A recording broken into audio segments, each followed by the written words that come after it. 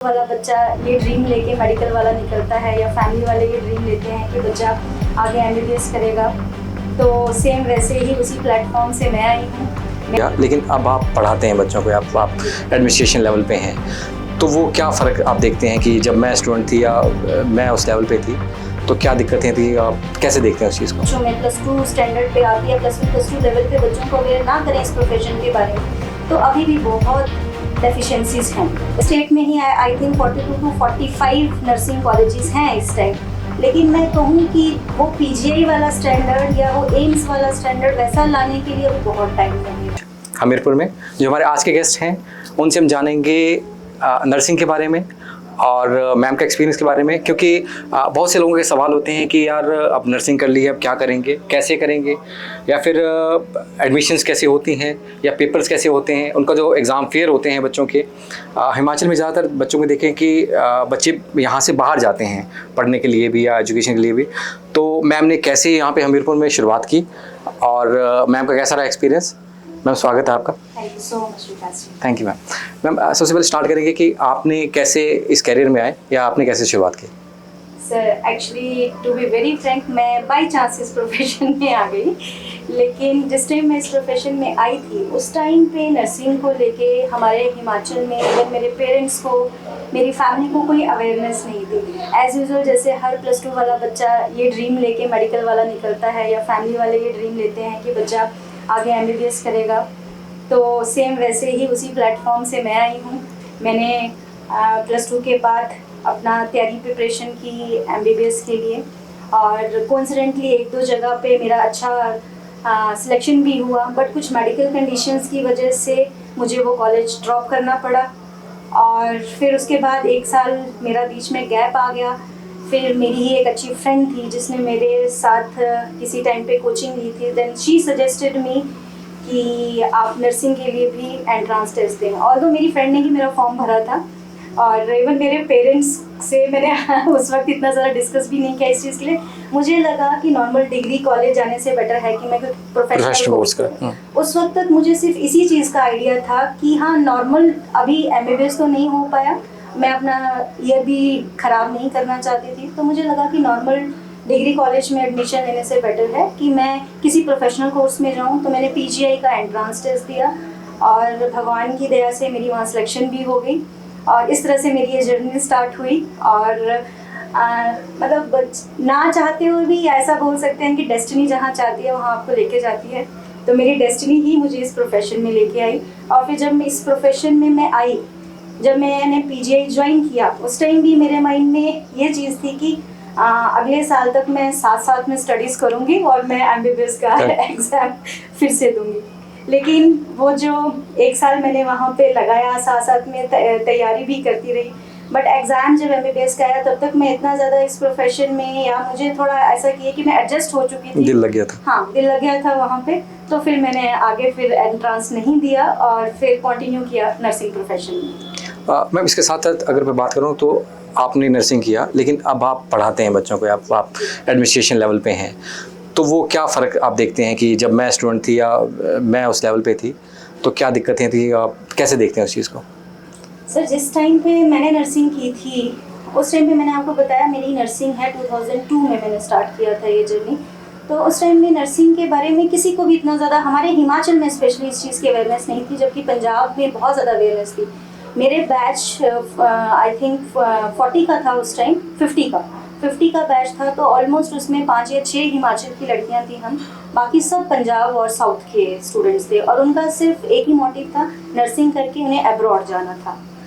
लेकिन मेरे साथ ऐसा था कि मुझे ऐसा लगता था कि नहीं, नर्सिंग करके मुझे अपनी स्टेट वापस आना है, क्योंकि यहाँ पे नर्सिंग को लेके अवेयरनेस नहीं थी। तो आपका क्वेश्चन था कि आप कैसे देखती हैं उस टाइम और इस टाइम में? तो इस टाइम में मैं देखती हूँ कि अवेयरनेस तो हो गई है पेरेंट्स को भी, बच्चों को भी नर्सिंग प्रोफेशन को लेके, बट अभी भी बहुत कमियां हैं। बहुत सारे पेरेंट्स हैं जिनको अभी चीज़ों की ये क्लैरिटी नहीं है कि नर्सिंग में आगे कितना वास्ट स्कोप है।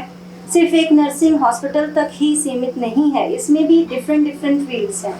सो हमारे टाइम से तो बहुत इम्प्रूवमेंट हुआ है जिस टाइम पे मैंने नर्सिंग किया था, लेकिन अभी भी मुझे ऐसा लगता है कि यदि हम अवेयरनेस क्रिएट ना करें बच्चों में +2 स्टैंडर्ड पे आके या +1 +2 लेवल पे बच्चों को अवेयर ना करें इस प्रोफेशन के बारे में, तो अभी भी बहुत डेफिशिएंसीज हैं।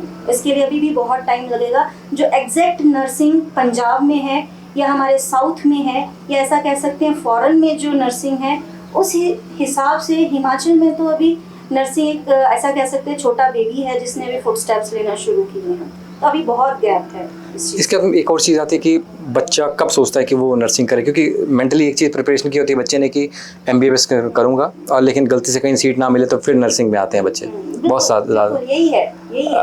लेकिन कुछ एक हैं जिनका माइंडसेट है यार कि नर्सिंग, क्योंकि फाइनेंशियल भी MBBS के लिए ज़्यादा चाहिए, उसके लिए क्या है कि माइंडसेट कब बच्चा तैयार रेडी कर ले यार कि मुझे नर्सिंग करना, और एक अच्छी जगह मान लीजिए आप मिडिल ईस्ट देख सकते हैं या फिर साउथ में देखते हैं या फिर कनाडा वगैरह में अच्छे स्कोप भी हैं, तो वो बच्चा कब रेडी हो जाए कि मेंटली, कि या फिर कौन कौन से एग्जाम्स ऐसे होते हैं कि बच्चा अच्छे से फाइनेंशियली भी कमा सके? देखिए, नर्सिंग के सारे एग्जाम्स जो हैं वो होते आफ्टर +2 ही हैं जी, लेकिन बच्चे को मेंटली प्रिपेयर होना पड़ेगा फ्रॉम +1। ऐसा नहीं है, ये बहुत ज़्यादा मिथ है बच्चों में कि जैसे मैंने अपना आपको बताया कि MBBS करते करते मैं नर्सिंग में बाई चांस आई और मेरा फर्स्ट ईयर तक यही था कि मैं MBBS में स्विच टू कर जाऊंगी, लेकिन उस टाइम और इस टाइम में बहुत फ़र्क है। अब नर्सिंग बहुत टफ हो गया है एज़ कम्पेयर टू प्रीवियस। हमारे टाइम में ऐसा था कि कॉलेजेस बहुत कम थे। आई थिंक नॉर्थ में एक सिर्फ PGI चंडीगढ़ था। अब कॉलेजेस तो प्लेंटी ऑफ कॉलेजेस हैं, लेकिन आपको यदि किसी पर्टिकुलर गवर्नमेंट इंस्टीट्यूट से नर्सिंग करनी है, एक स्टैंडर्डाइज्ड नर्सिंग इंस्टीट्यूट से नर्सिंग करनी, लाइक PGI चंडीगढ़ से करनी है, एम्स दिल्ली से करनी है, देन कंपटीशन इज टफ। अब बच्चे को अपने आप को +1 और +2 लेवल से ही मेंटली प्रिपेयर करना है कि नहीं, मुझे इन टेस्ट्स के लिए आगे जाना है। एक मैं सिंपल सा बताऊंगी, बच्चों को बहुत ज़्यादा कन्फ्यूज़न रहती है कि मिलिट्री नर्सिंग में हम कब जाएं। तो ये चीज़ मैं सबको ये क्लियर करना चाहूँगी, मिलिट्री नर्सिंग में जाने का 2 पर्टिकुलर टाइमिंग्स होते हैं। फर्स्ट आफ्टर +2 एंड सेकंड जब आप नर्सिंग कर लेते हैं उसके बाद भी आपका मिलिट्री नर्सिंग का टेस्ट अलग से निकलता है, तो आप उस टाइम भी मिलिट्री नर्सिंग में जा सकते हैं। और आप एक जो देश सेवा का जज्बा जिस भी लड़की में है वो इस प्रोफेशन में जाए, तो इसके लिए उसको कंपटीशन फाइट करना पड़ेगा। और +2 के बाद यदि वो मिलिट्री नर्सिंग में जाती है तो उसे नीट के थ्रू जाना पड़ेगा। उसके लिए एग्जैक्ट कोई अलग सा टेस्ट नहीं होता है, लाइक PGI और एम्स की तरह। आपकी नीट की मेरिट के बेसिस पे ही बाद में आपका रिटन PCB के बाद आपका इंटरव्यू होता है, मेडिकल होता है, then you will be selected for military nursing services. और आप ग्रेजुएशन के बाद जाना चाहते हैं मिलिट्री नर्सिंग में तो आप डायरेक्ट एज अ लेफ्टिनेंट जाते हैं। उसके लिए स्पेशल जो है हमारी वैकेंसीज निकलती हैं, फिर स्टूडेंट को वो टेस्ट फाइट करना पड़ता है, फिर उसके बाद वो मिलिट्री नर्सिंग में जा सकता है। सो मेरे कहने का मतलब ये है कि आफ्टर +2 जब आप MBBS में नहीं हुए, आपसे BMS नहीं हुआ, आपसे BDS नहीं हुआ, और उसके बाद आप ये सोचना शुरू करेंगे कि नहीं, अब मुझे मेरी तरह जो मैंने गलती की थी उस टाइम पे कि मैं ठीक है I will go for nursing, तो इट्स नॉट ईजी नाउ।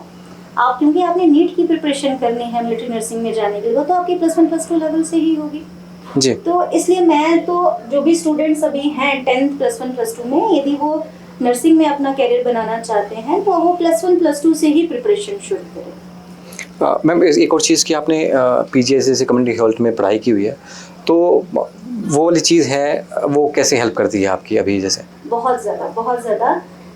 देखिए, ये जो कुछ ऐसे इंस्टीट्यूट्स हैं जो वे बैक उस टाइम से चल रहे हैं जिस टाइम पे हेल्थ सिस्टम हमारे इंडिया में आया था, लाइक PGI चंडीगढ़ जैसे इंस्टीट्यूट। तो यहाँ से जो पढ़ाई करके बच्चा निकलता है या एम्स से जो पढ़ाई करके निकलता है, उनको इतना एम्पल एक्सपोजर मिलता है पेशेंट केयर के लिए। आप सिर्फ अपने प्रोफेशनली ही साउंड नहीं होते, आप मेंटली भी साउंड होते हैं। इन सिचुएशंस को हैंडल करने का आपको तरीका पता चलता है, जो कि अभी प्राइवेट सेक्टर में वो सिनेरियो इतना वास्ट नहीं है, बच्चों को एक्सपोजर नहीं है इस चीज़ का। कहने के लिए तो हमारी स्टेट में ही I think 42 to 45 nursing colleges हैं इस टाइम, लेकिन मैं कहूँ कि वो PGI वाला स्टैंडर्ड या वो एम्स वाला स्टैंडर्ड वैसा लाने के लिए अभी बहुत टाइम लगेगा। इवन हमारे गवर्नमेंट इंस्टीट्यूट्स भी हैं नर्सिंग के, वहाँ पे बच्चों को पेशेंट एक्सपोजर तो मिल रहा है, लेकिन बाकी चीज़ों का एक्सपोजर भी बहुत ज़रूरी है। एडवांस हमारी medical science day by day change होती है, मेडिसिन चेंज हो रही हैं, पेशेंट केयर के तरीके चेंज हो रहे हैं, टेक्नोलॉजीज चेंज हो रही हैं। तो उस हिसाब से यदि आप किसी रिनाउंड इंस्टीट्यूट से करके आए हैं जहाँ पे बच्चे को बहुत ज़्यादा अच्छा एक्सपोजर मिला हुआ है एज़ कम्पेयर टू दूसरा बच्चा जिसने सिर्फ थ्योरी पे फोकस किया है क्लास में बैठ के, उसको क्लिनिकल एक्सपोजर नहीं मिला है, यदि मिला है तो जस्ट फॉर्मेलिटी के लिए 1 या 2 महीने के लिए मिला हुआ है, उसमें बहुत फ़र्क है, बहुत ज़्यादा। हमने जो नर्सिंग की थी और आज जो नर्सिंग हो रही है उसमें बहुत फ़र्क है।